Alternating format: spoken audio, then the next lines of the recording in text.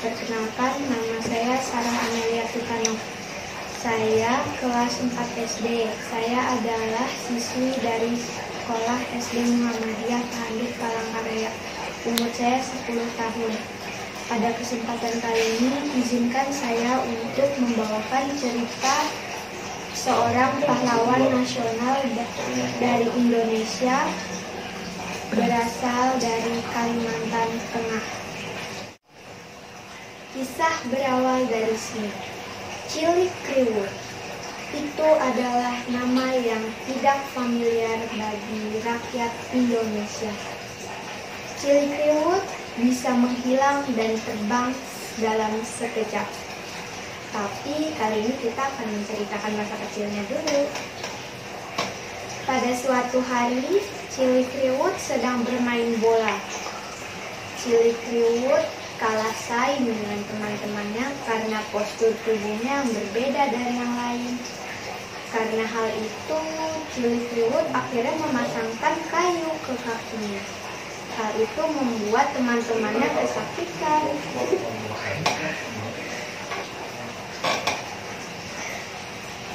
Cilik Kriwut bersekolah di sekolah Velvoru School Zeni. Itu kayaknya sekolah buatan Belanda. Tapi pada saat dia kelas 5, dia diperintahkan kepala sekolah untuk mengajar anak-anak dari kampung Luwu. Cilik Kriwut berbeda dengan yang lainnya karena dia tidak berjalan kaki, melainkan dia menaiki perahu. Cilik Kriwut berminggu-minggu mengajar tidak ada keluhan karena dia adalah orang yang teguh. Cilik Kriwut rela menginjakan kaki ke tanah atau pulau Jawa.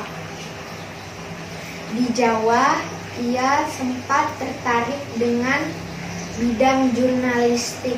Hal itu bisa dilihat dengan statusnya yang menjadi redaktur Suara Pakat.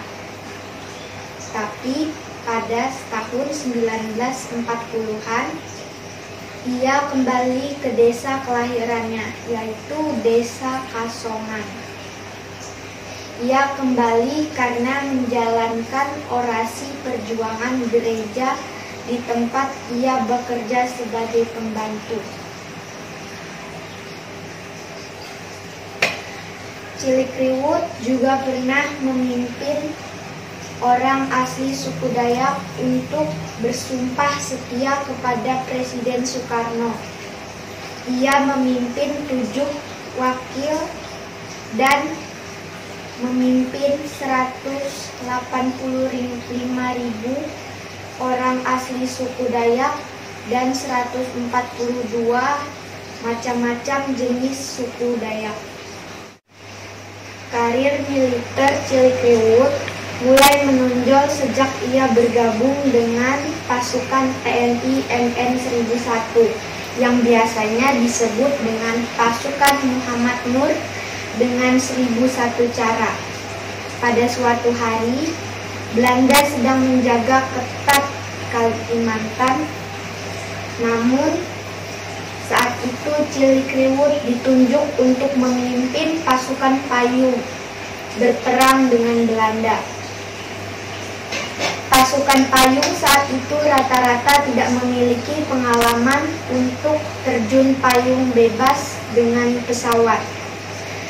Akhirnya Cilik Kriwut memberikan arahan untuk menaiki salah satu menara yang ada di Maguwo.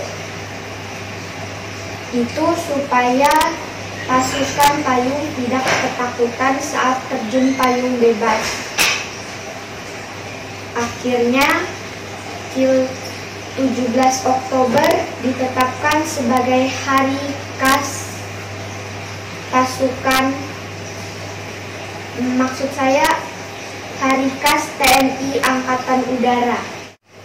30 Juni 1958, Cilikriwut resmi menjadi gubernur perdana di Kalimantan Tengah.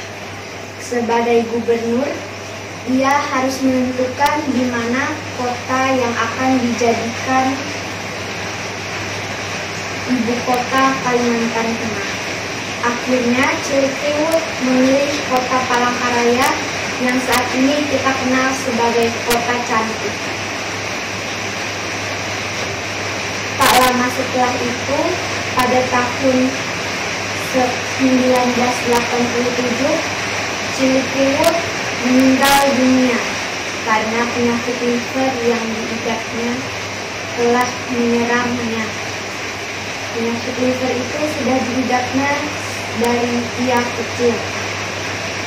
Sekian kisah saya tentang perjuangan